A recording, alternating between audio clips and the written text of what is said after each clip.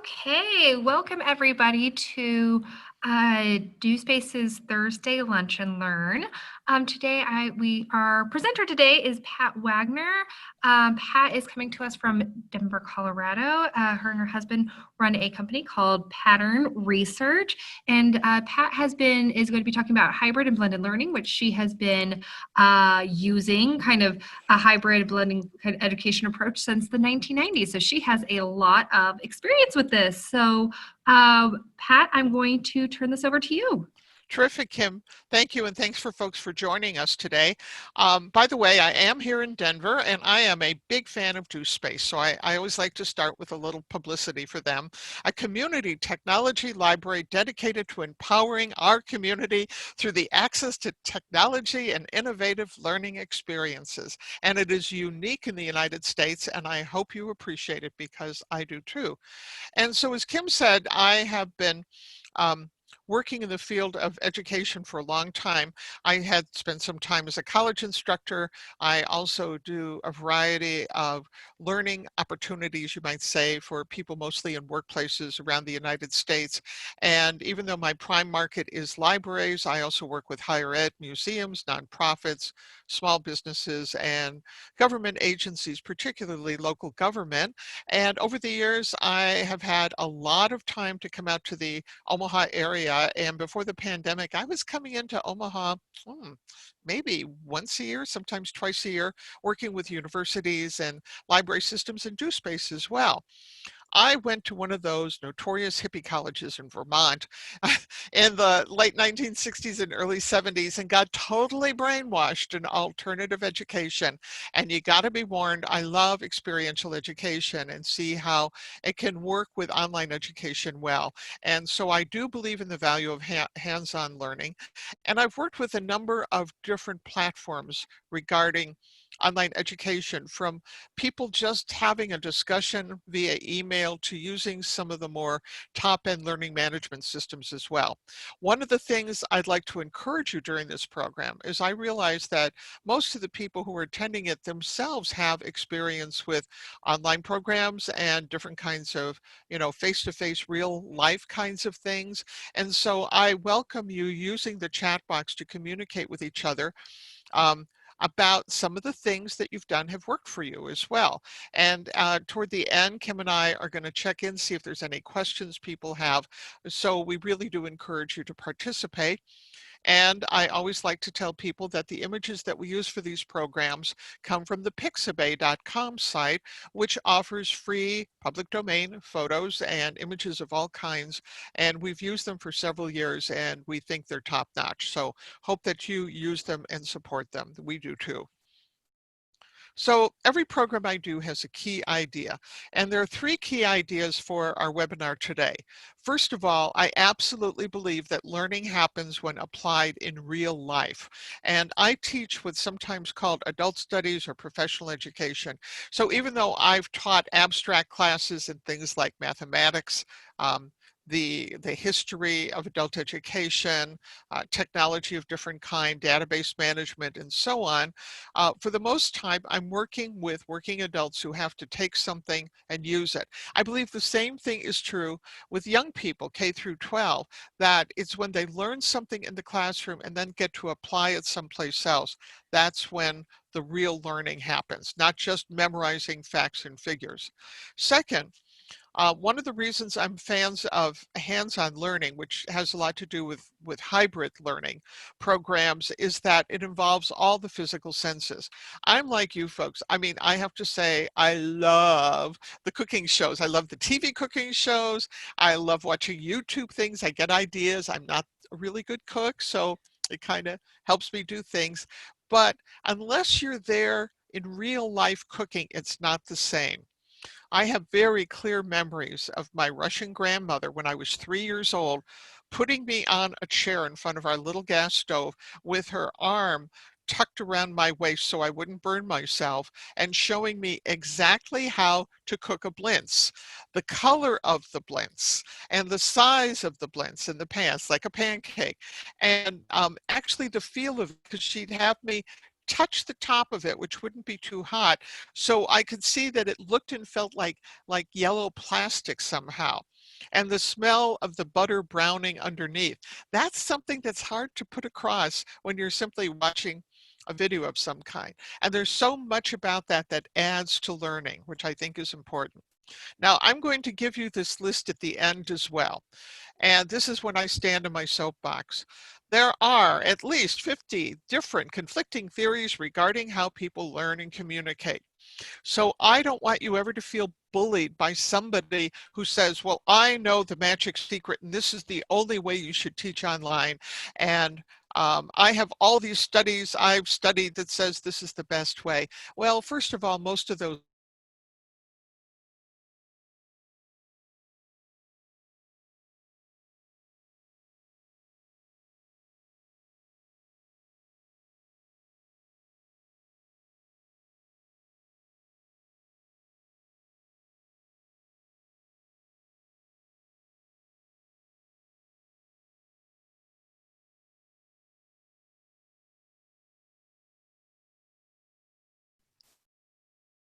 see, share screen.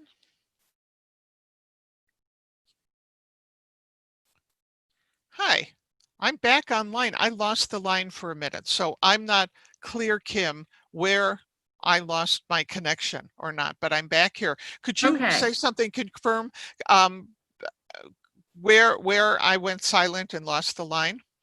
And I'll just start from there. Was I right on this slide when I lost the line? I believe you were.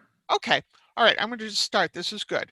So, and by the way, one of the rules is, first of all technology sucks. And second, anything we do, we did on purpose as well. Exactly. So what's nice is that there's many different theories, and I don't want anyone to feel like anything that you want to do is only like one person saying that you should do it. And what I do say to people is that we all, whether you're a professor with 30 years experience or you're someone who's just trying to teach a sewing class online, whatever, that um, it's good when you feel that you're in your comfort zone to experiment a little bit. So this is a wonderful site I found many years ago, and I did check to make sure they're still live. It's at instructionaldesign.org/theory/, and it literally has 50 links to all sorts of information. And I tell people, if you care about education, it's a great place to browse and learn more ways of doing things as well. Go here. Okay, so several outcomes that we do hope that you'll get interested in assigning experiments that students can work on outside their formal class time. And it might be something that they do hands-on in the world, or it might be something they do someplace else. But really think about what are things that they can try out and report back on, that you start looking for more and more places that you can link to different kinds of resources, websites and people's papers. And I find that for the most part, there's an incredible air of generosity that people have. Just for an example, if you're looking for an idea of how to put together a class, you can type in titles and names of classes and get literally college curriculum that will say this is what we're going to be studying and this is how we're going to be studying it, and outlines and book lists and stuff. And it's mostly available and useful even if you're teaching in the K through 12. Provide ways that students can prepare for class. This is sort of the flipped classroom model where you say, okay, we're going to be having a formal online Zoom in a week, and these are the things I'd like you to read and prepare for. And we're not going to lecture you on the basics, but we're going to get you more involved and have you try out things when we're online. And really sort of self-reflect, particularly if you've been teaching for a long time, about breaking up what you teach in steps and be honest with yourself whether some of the things that you teach online should be really things that you give people exercises to do outside of online, or conversely, if there are things that you're used to teaching in quote real life that really would work online. And I'm kind of old school, new school. I'm notorious for the fact that, yes, I love computers and technology, but when I'm face to face with a group of people, I'm the one who probably has the flip chart. and the markers. And I rarely use PowerPoints in live audiences, but I like to combine different things. So this again, whether you're an old school or new school educator or teacher or coach or whatever, it's fun to see what everybody has that can make the experience better. Okay, this is something I think makes us all better teachers and better educators. So these are what we're going to be talking about. I'm going to do a little introduction to this idea of hybrid learning and blended learning. And then because I love experiential learning, we're going to talk a little bit about this because when I was putting together the class, I really felt that paying attention to what experiential learning can add so much to what we do online. And then we're going to talk about the difference between hybrid and blended and what that means. And then I picked some resources that I thought would be useful as well. So first of all, this whole idea of what's the difference between hybrid learning and blended learning. And yes, a lot of people use the words interchangeably, and that's fine with me. However, we have to understand that there are times when you're taking a test in a class on education and your grade depends on knowing the difference. I warn you though that every teacher, every school has a different way of interpreting these. So at the end of the day, if someone is requiring you to learn this, you got to memorize what the boss says. There is not a universal consensus about what these words mean and what they mean to us as well. So I'm going to take a very, very simple route. And by the way, part of the reason I'm so sensitive that one of my mentors, who was one of the early pioneers in online education, helped put together one of the first accredited high school classes in online many, many years ago. I mean, I revere the woman. I got my ears pinned back during a project we were working on because I used the words from her point of view inappropriately. And I don't want that to ever happen to you. So what's hybrid? Okay, one accepted definition of hybrid is when we're taking things that happen online and adding things, usually exercises, whatever, that happens offline. Right now, there's a number of universities that are combining the two. And so there is a certain amount of education that happens in the formal classroom, and then there's another part that's going to happen online. The truth is, in the world of distance learning and adult education, there has been a model for hybrid learning for decades. It was just not called this. It was the kind of thing where you would take a class in something and you would come to the college campus 2 or 3 times a year and you would take 2 weeks of intense learning during that time, and then you'd go back home and do a lot of the work from a distance. And in, again, olden days before electricity, we would do this by phone, by mail, and such. And again, some of those models have been around for literally decades. And so that's all it means, that it's a hybrid between what happens online versus all the things that were used to happening in a live classroom and assignments and so on. So I think that's pretty simple.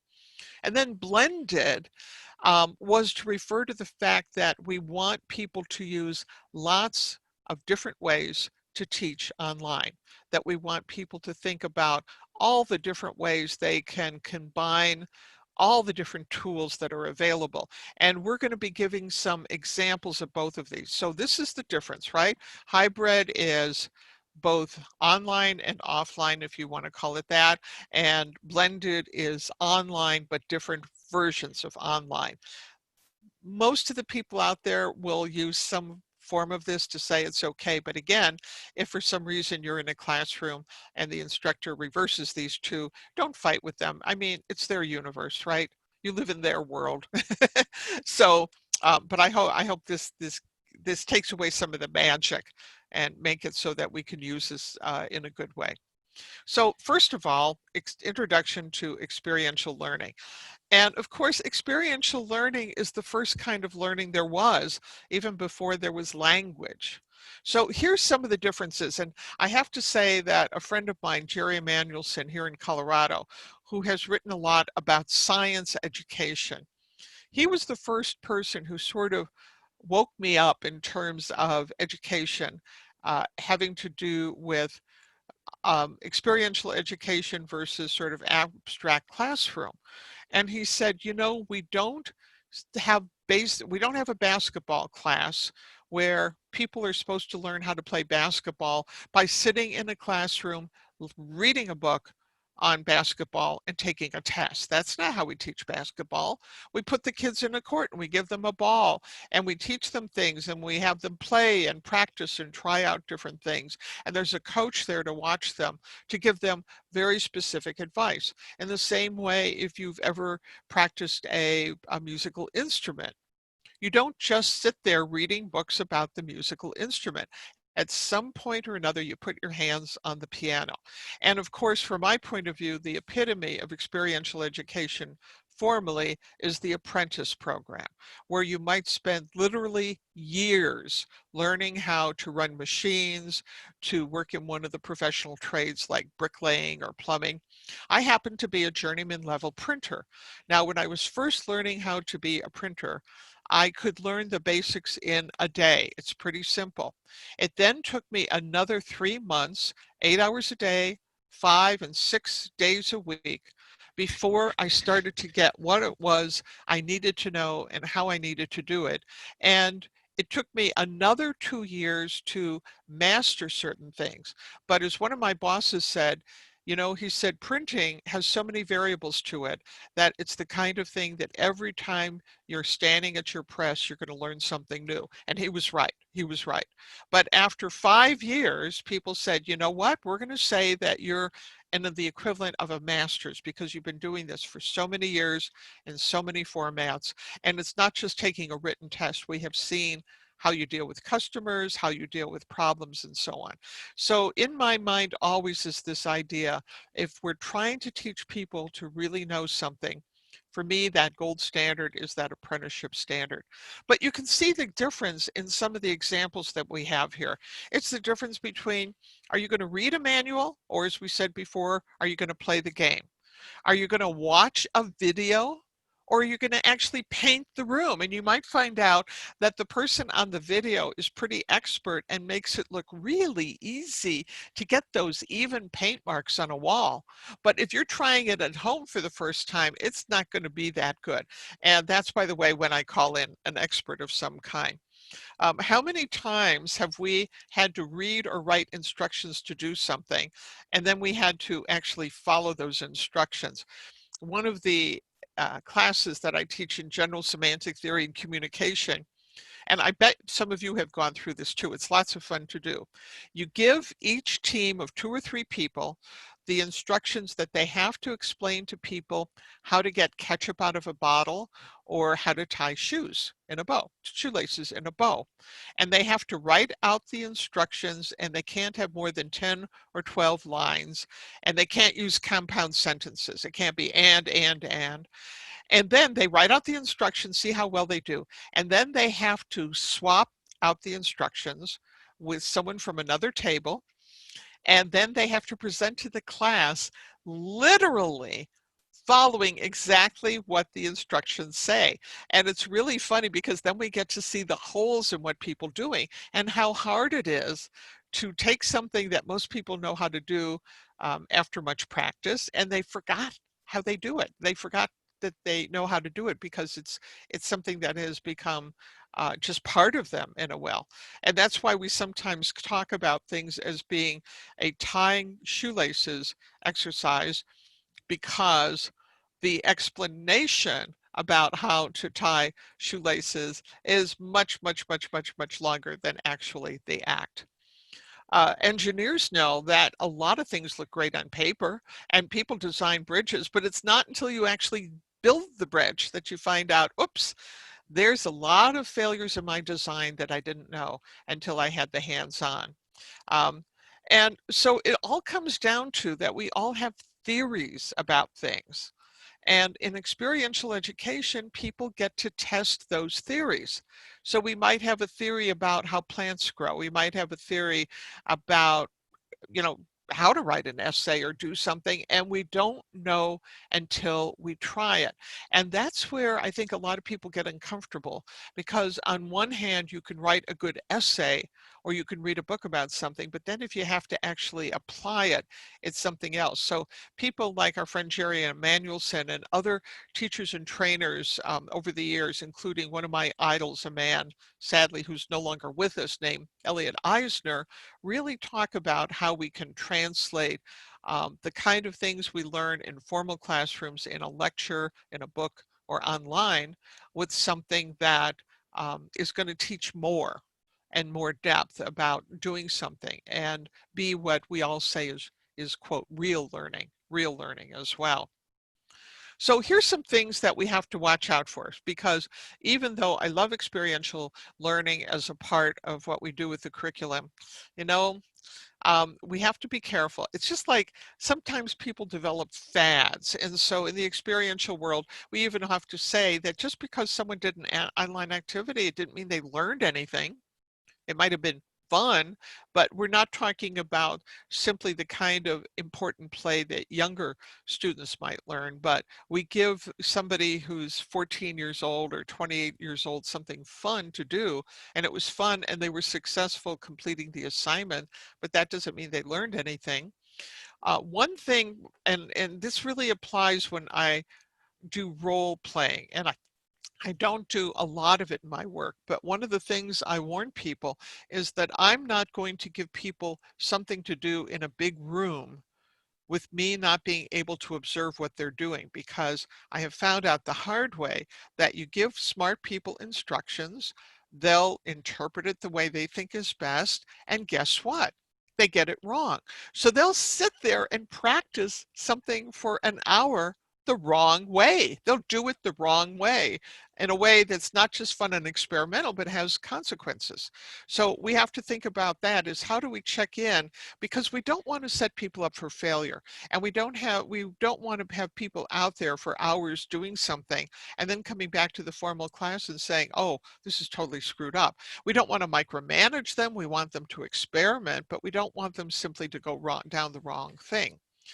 One thing about education too is that although I am a fan of student-driven education, one of the reasons we have teachers and formal education is that teachers are supposed to coax students out of their comfort zone, to introduce them to ideas and information that they would not seek out their own, to trouble us at times with new ways of doing things. And hopefully the teacher has enough experience and ideas that they can say, like I can, whoa, you want to study adult education? Great.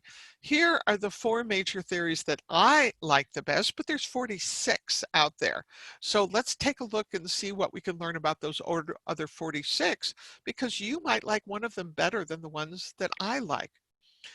Oftentimes too, uh, and I think back to my classes in particularly in grade school and in high school, where it was like, okay, this in gym class, this is the week we're going to learn lacrosse, and we play lacrosse for 1 hour a day for a week. Okay, done. Now next to the next thing. Oh, we're going to do field hockey, and then we're going to do baseball or football. And I sometimes feel that's what happens in classes, so that if we're planning experiences for people, um, are we actually doing sort of the hit and run one time that's actually going to even teach people anything? Or is that all we're trying to do, is to give people samples? Let's be honest about what we can actually accomplish in 1 hour, not just what we accomplish in the hour, but what it means for the learner as well. And then we have, does the teacher have enough experience to give ideas? And the other thing is, the teacher know how to coach? Now, I like the idea of teachers learning side by side with the students, and I've been there. My mom was a mentor and a coach in a community college back in Wisconsin, and she worked with a vocational program. And she said the vocational program taught things like horticulture and aircraft mechanics, stuff like that. And she said, as their tutor, mentor, coach, she had to stay 2 to 5 pages ahead of them in the textbook and memorize the vocabulary and basically ask questions, right? Ask questions. And she was a good teacher. I mean, she would have people who weren't doing well, and by the end of the semester, they would have A grades because she understood Socratic method and getting people to talk and learn things. So she didn't have to know all the details. However, for a lot of us is, do we have enough experience, if it's an abstract topic or real life experience, that we can tell stories and give examples to illustrate what we're trying to do? And with coaching, particularly if we're talking about the hybrid model with people doing things offline, as we've said before, the coaching model is not to play the game for the person, but to give them enough information so that they can go try things. And so in my mind, in my opinion, there's a difference between being a teacher and using that word to indicate someone who stands in front of an audience and lectures to them, rather than being a coach who gets to observe and listen to people's responses and what they're doing, and kind of keep them on track and give them more information ideas as they go. And then we have to think too, is when we're trying to create things online, is that the same as the real world? So again, I've seen programs that mimic growing something, which is great. But having been a failed gardener most of my life, I think you learn a lot more actually sticking that seed in the dirt and seeing if it's going to grow. And do the activities again reflect on their learning? Is this something that is well integrated so it makes sense to everybody as well? So we're going to take each of these three ideas, the idea of experiential education, the idea of hybrid, and the idea of blending, and we're also going to give examples for each of them and the pros and cons. So the pros of experiential education, the fact that there is that magic thing that happens when you do something and do it much and over again, and you develop this intuition of how to do it right.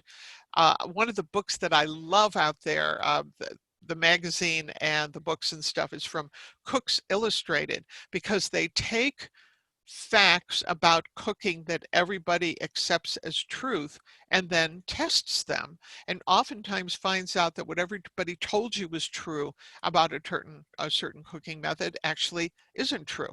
So I love it when we are teaching a theory and I say, go back and test it in the real world to see if it works. If it is physical things, yes, it improves physical coordination. And, you know, a lot of us are muttering these days about, well, when I was a child in the 14th century, I would spend every single day playing out in the 4-foot snowdrifts in Chicago and, you know, blah, blah, blah. And some of us do worry that people spend too much time in FaceTime. And one of the things that I've been reading before I put this program together is people talking about particularly K through 12 and K through 5. And kids who should be up and around and playing and throwing things and making messes, how much time should be screen time for them? And what does it do to their physical health and bodies? The world is more complicated than any model of the world. So there's that whole thing of fun surprises that are less likely to have online, partly because there's so much stuff going on. I like the idea that even as young people, we can build experience and some knowledge about stuff. That's why I think it's great where families, when it's possible, to have used the pandemic as a time to really engage with their kids in the real world and teach them things. Even if it's like, I remember the day that my mother taught me how to scrape a carrot clean. And she taught me how to use the little scraper and peel the carrot and stuff. And I thought that was magic. I also remember when she taught me how to formally iron a dress shirt, because my grandma had been a seamstress. So I went through the whole thing about the cuffs and the collar and turning them inside out and upside down and when to use steam and when not. And it was a great experience. And by the way, I iron at least once a year, whether or not I need to. What we call tacit knowledge, things that you know for which there are no words. You don't really learn those things necessarily by reading about them, but by doing them. And then I believe that one of the best ways, if not the best way, to create self-esteem in adults and children is to help them set goals and for them to achieve those goals.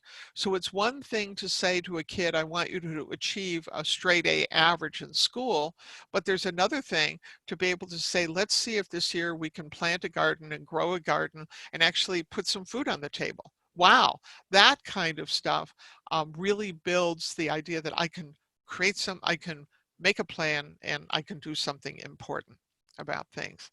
Now, what are the cons? And this we have to be careful about. Not everyone has the same skills. I'm not a very well coordinated person, and I'm not just saying that as something I've said about myself. Other people have said, "Oh, you don't seem to be very well coordinated," and there's reasons for that. And as I've gotten older, I've gotten some old lady stuff where my hands shake a little bit and so on.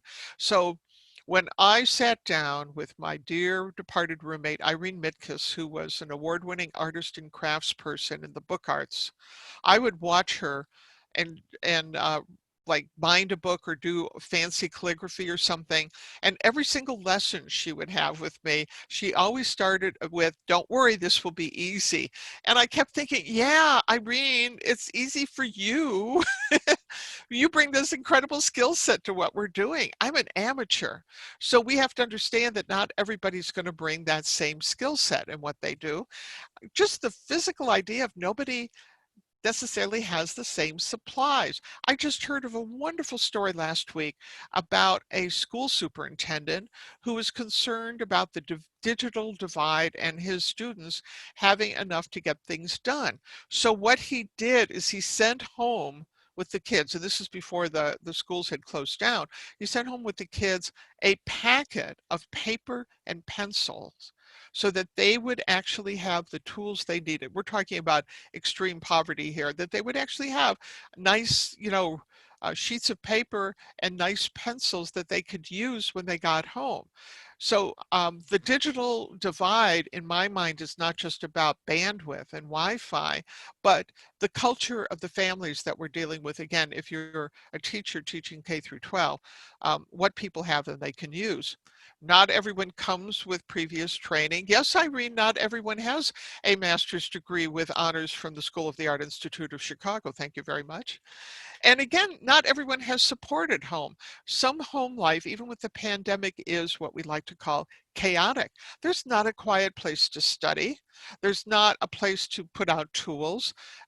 We always had smaller houses, and our family learning was an imperative.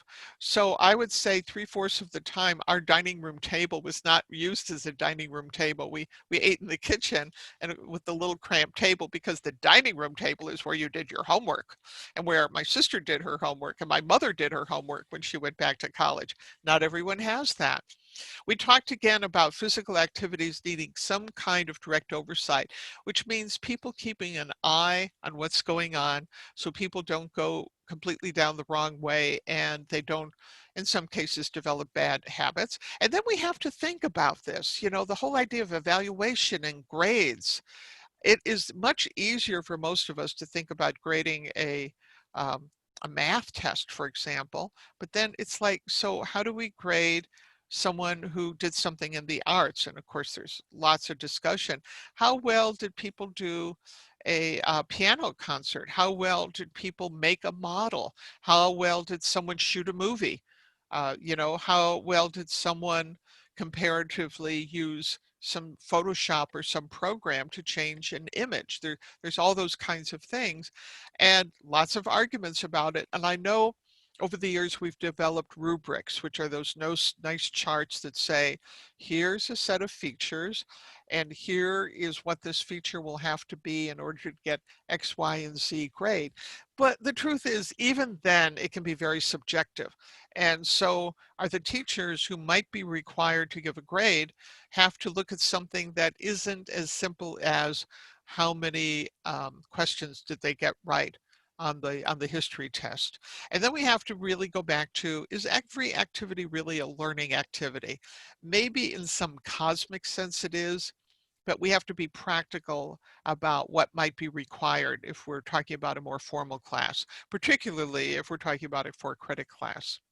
So what about hybrid, this idea of mixing online and offline? And this is why I wanted to start with a little bit about experiential education and talk about some of the hybrid things as well. And again, feel free to share your suggestions, experiences, and stuff online. We'll be checking in at the end of this program with the people who are logging in. And if you're watching a recorded version of this is a good thing to talk to friends about, to say, what are the things you do? And feel free to share the information from DoSpace about this topic. So hybrid, what are examples of how you can take an online class and add things outside of being online that might help things? Well, one thing is the thing you're teaching something that people create a physical model of? So you're talking, and remember, oh my goodness, I wonder if they still make us make like a paper mache or clay model of Italy and then make a volcano of Vesuvius or something. I wonder if that's still part of the curriculum in the United States about stuff. But sometimes it's like, here are the directions, and we'd like you to make a physical model and take a photo of that and post it online of how well you did. The same way if you were taking a cooking class at a distance and they'd like to see how that souffle works. Maybe it's something, and this is getting very popular, and I think it's so cool. Maybe it's like you're refurbing a bicycle. You know, that's a popular program in many cities that I visit where people are collecting old broken bicycles and fixing them up to give away or, sell. And that's something that here's what I'm doing to repair this particular thing. And by the way, that's one of the things too, that if you were fixing a computer program, you could show the steps of what you were doing and take photos of that and so on. But what about repairing something? Obviously, writing a paper, being able to do all that research offline, looking at books. It's harder now with the pandemic, but I know a lot of libraries that are open to, they have online homework programs where you can talk to a research expert, that you can order books online and pick them up on the drive-in. Some libraries are even doing delivery. So there's a lot of different ways that people can have access to that kind of information. One way that I love to do it when I teach my adult education classes is to make an assignment where someone has to do a live interview of an expert. So for example, one of the classes I teach is on supervision, and it's an online class. And what we do is we tell the people in the class, we would like you to interview two people who have been supervisors for more than 5 years. They don't have to work at your workplace, more than 5 years. And what are the two most difficult challenges they faced becoming a supervisor for the first time? And so they interview the person, and then they have to summarize the interview, and they have to do kind of a contrast and compare. Did they both say the same thing, or one said something different? Then they have to prepare it for a report. And when we come back together again, they take turns basically saying, this is what my person said about things like that. So that's one that lends itself to a lot of different topics, finding someone who's experienced at something that you can interview with a phone call or so on. Uh, Observing animals in natural settings. And I just got this idea from a friend of mine who just, a man named Kim Long, who's a nature writer. He's published many books, and his new book, I do not get a commission, is called What Birds Eat, or How Birds Eat, something like that. And it's a great backyard book if you like to watch birds. But what Kim does is he sits for hours in his backyard, which is a very nice garden, has bird feeders, so on, and he watches how birds do things. And he has found just by watching the different species that he sees things that you can't find in the books. So again, if the people we're talking about lives in the part of the greater Omaha area or any place that you might be watching this, and they can watch birds, or they can go outside and watch nature and watch the bees and things, then it's sort of like make them those nature study people, right? Little, I think of them as little bee anthropologists watching the anthropology of bees. Maybe drawing a picture of a building where we want to say, here's an old building in town. We want you to sketch it, and we want you to look for these particular things, like sketching a tree or sketching a building. Or in medical technology, my sister was a medical illustrator, so she would have to draw pictures of people and the innards of people. that may not be part of your curriculum, but it's good.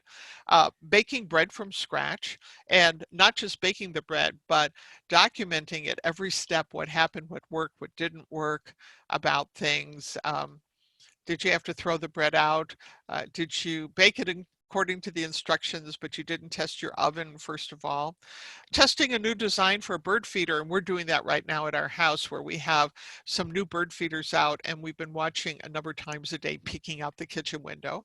And this is something, whoa, this is sort of the scary one, asking for opinions about political trends and asking a variety of people and doing your own kind of political homework outside of a class. So these are examples of what hybrid would be because it adds on something that isn't online. Now, what are the pros? Of course, there's pros. Well, first of all, as I've alluded to before, the health issues of how much time are we having people, particularly young people, stare at a screen. I was taught, and I believe it, that even though I spend a lot of time online writing and communicating with people and so on, I make sure that at least once an hour I stand up, I wash dishes, I do laundry, I go outside, I talk to neighbors, um, I rest my eyes, I do eye exercises and so on. I wear the right glasses, I have the right lighting, I have a really nice setup that is good for my back, all that kind of stuff. So it's not simply staring for hours. And a teacher I know who's a very fine educator, and she is a teacher librarian who runs a large, not only runs one district, she runs the library services for 5 districts. Within a large county. And she said that there's a lot of people talking about what are we doing to 3 and 4 and 5 years old, having them stare at a screen. Because if you watch kids play, there are kids that can be absorbed in a sand pile for, 2 hours. We've seen that, right? But for a lot of kids, their attention span is 5, 10, 15 minutes, even before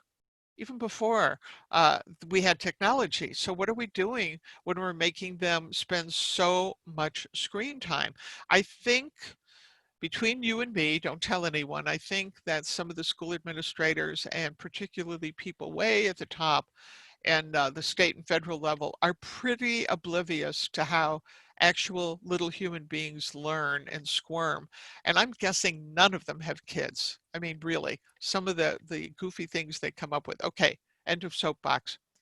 Um, some of the pandemic issues that we talked about before, what people can really do, what they have access to, what resources they have. I mean, I know a lot of families that are just a step above survival mode right now, trying to figure out how they're going to pay the rent and such. And so the idea that, oh, here's all these cool things we're supposed to acquire for me to do a hybrid program, I don't think is reasonable at all. That whole thing, so we need to be able to think about how hybrid works with that. And sometimes um, it can support family by not just being about online where people can actually talk with each other. But again, I have to put in the con about, is it reasonable for people with what they have? The way that most people learn for the long term, which is mean that they're able to retain the information they learn, is that they have to step back and make sense of what they're learning on their own terms. They have to think about it, mull it over, they have to sleep on it. There's this whole thing that stuff doesn't go into long-term memory on a day-to-day basis and people sleep and nap. My husband is extremely good looking, but also wicked smart.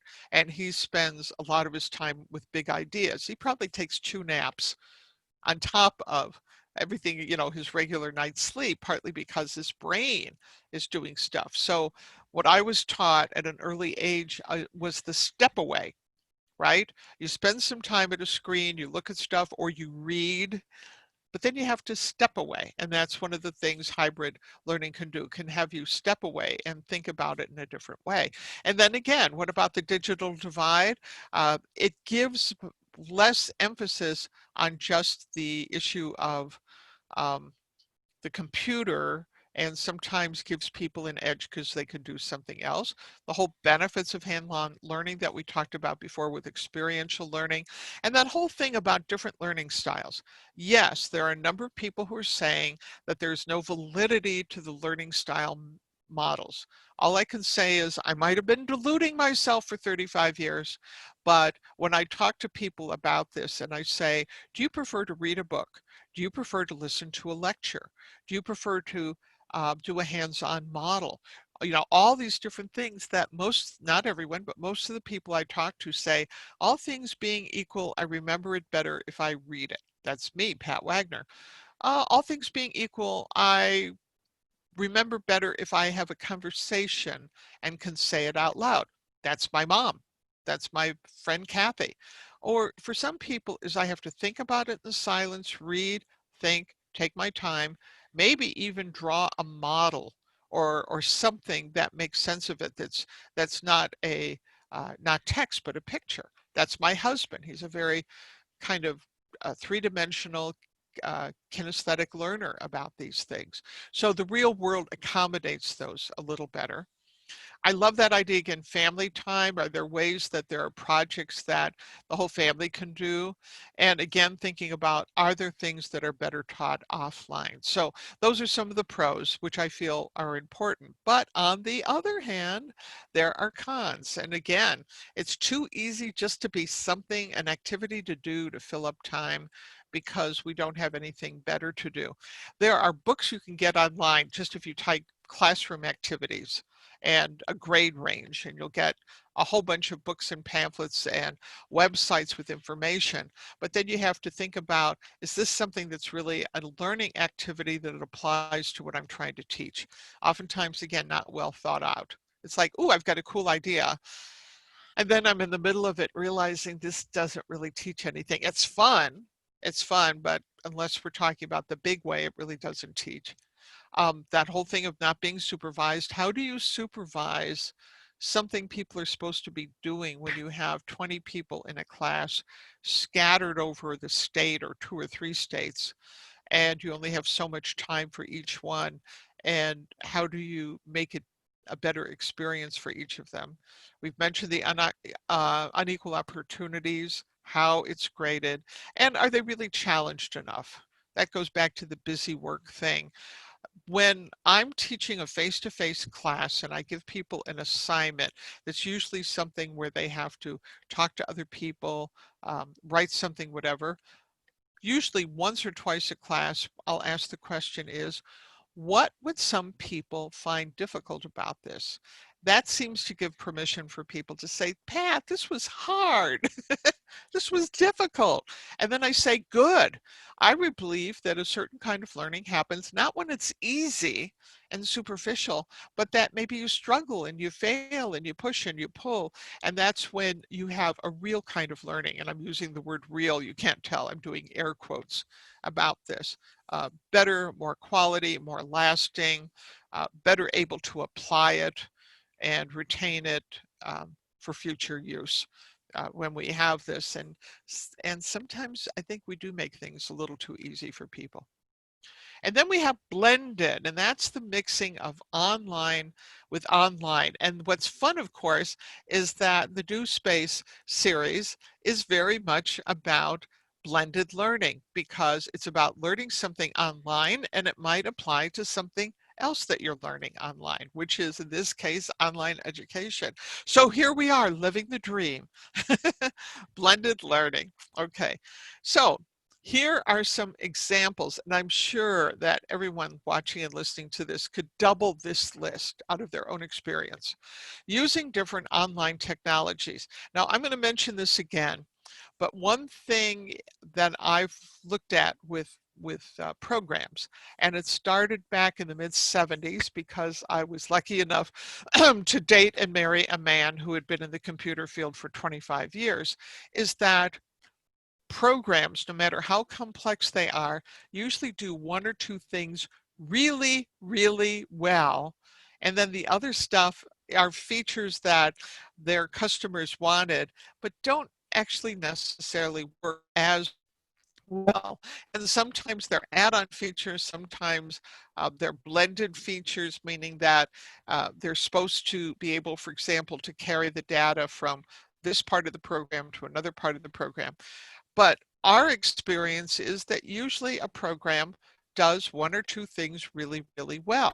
So, for example, when I teach a class in management, I might, for example, use group email for us to talk about a certain kind of, and then for the discussion, we might use LinkedIn, for example.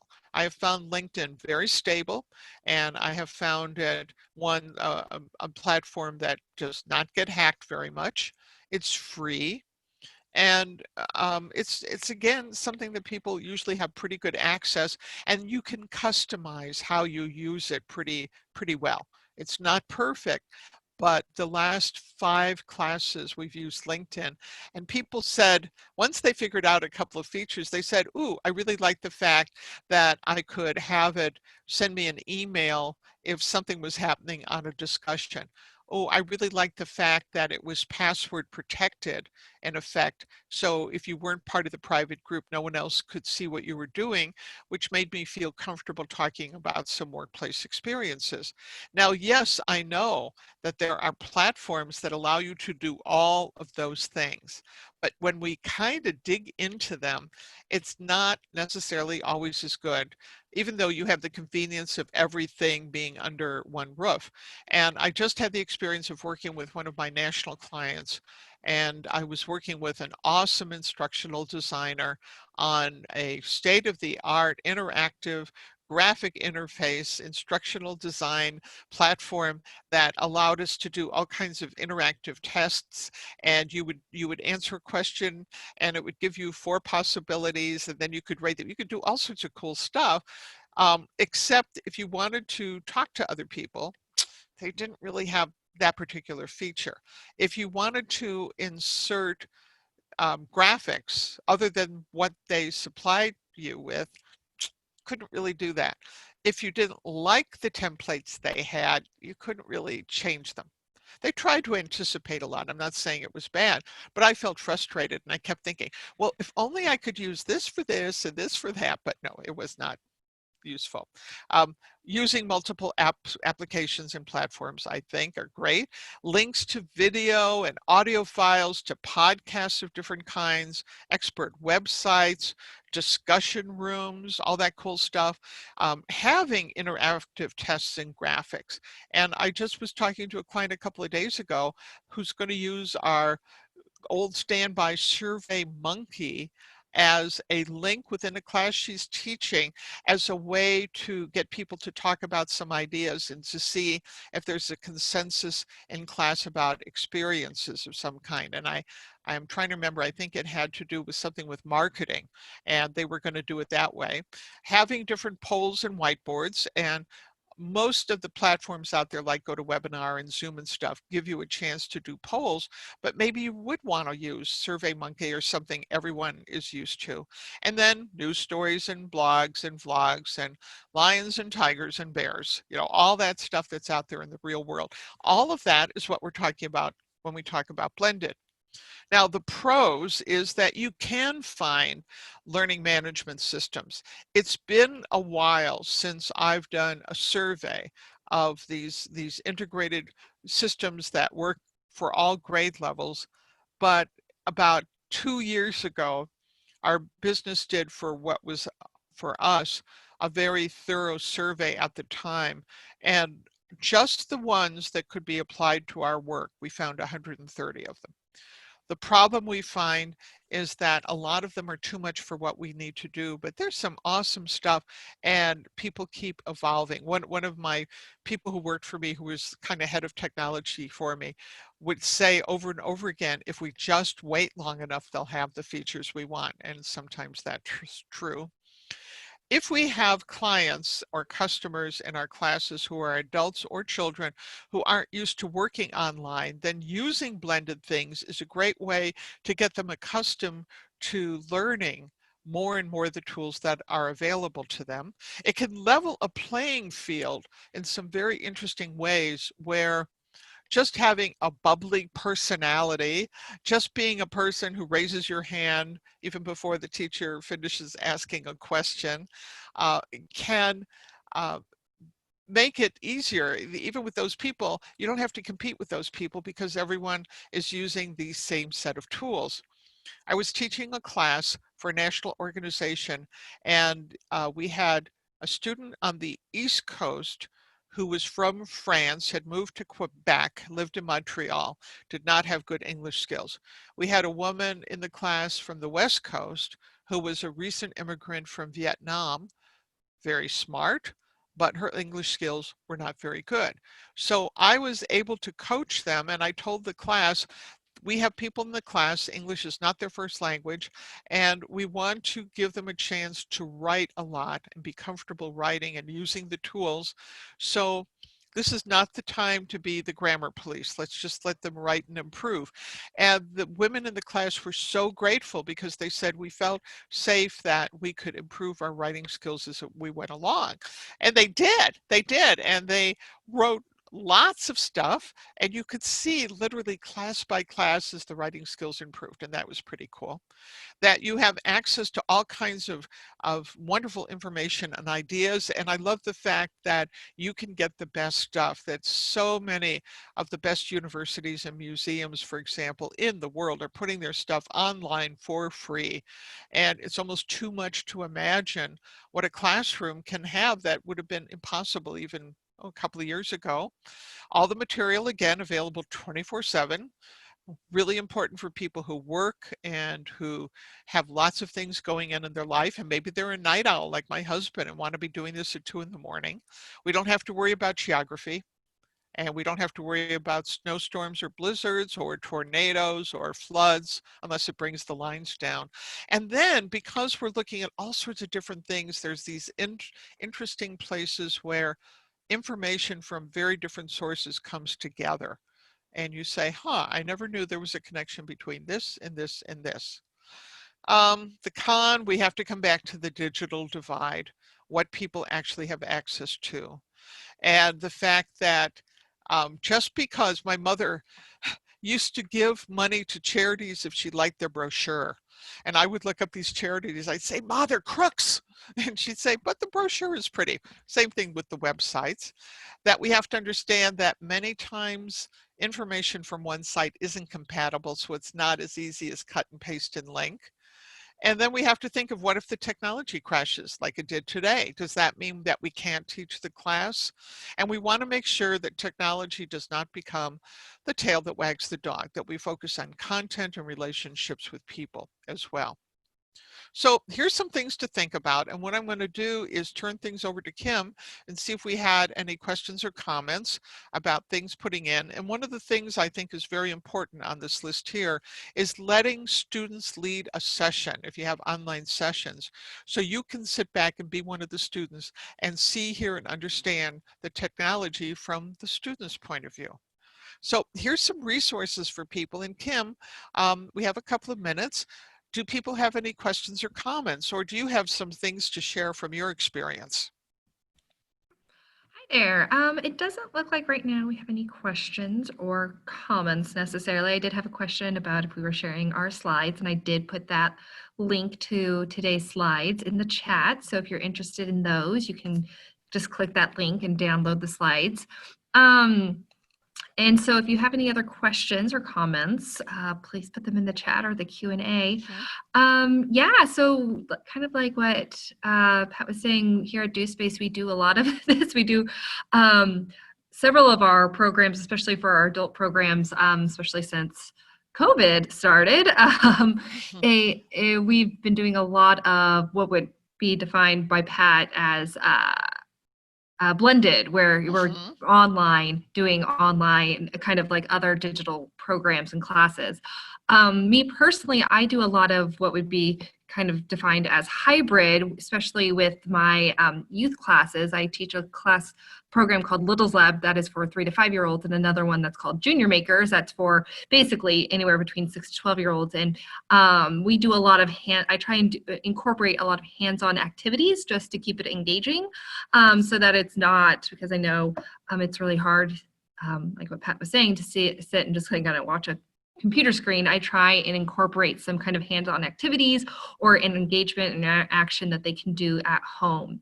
So I get a lot of great feedback on that, which I think, I think parents and grown-ups are kind of looking for, especially now that a lot of their kids learning is online, if they're doing it on home learning from that viewpoint. So I try and do that. And I know a lot of our other instructors here, other learning specialists here at DoSpace also try and do a lot of hands-on things, and also some hybrid and blended learning. I'm being told that people need access to retrieve the slides. Okay, how about this, friends? I will make sure I'll get everybody's emails downloaded. I will just send you an email to the slides. Everybody should get an email in the next half hour with the slides. So yeah, and looks like we have some Q&A question. Oh, same thing. Thanks, Chris. Yeah, so that's kind of some experience I have here at DoSpace. I've also done a little bit of other blended learning experience at other places here in Omaha as well. Anything else you'd like me to add? No, that's very good. Thank you very much. Perfect. And I want to thank people for joining us today. Yeah, thank you everybody for joining us, and Pat's really great. Thank you. This was really great and informational stuff about hybrid and blended learning, especially nowadays that a lot of our learning is either hybrid or blended. So perfect. Well, everybody, thank you so much for joining us for today's Lunch and Learn. Please, if you if you enjoyed this one and you would like to see what else we have available, please go to our calendar at dospace.org. We have so many different Lunch and Learns happening every week. And then if there's anything that you maybe are interested in learning in terms of blended learning, please go to our YouTube, our DoSpace YouTube channel. We have all of our past webinars posted online, so you can kind of search through those and see if there's anything you would like to learn from us. So perfect.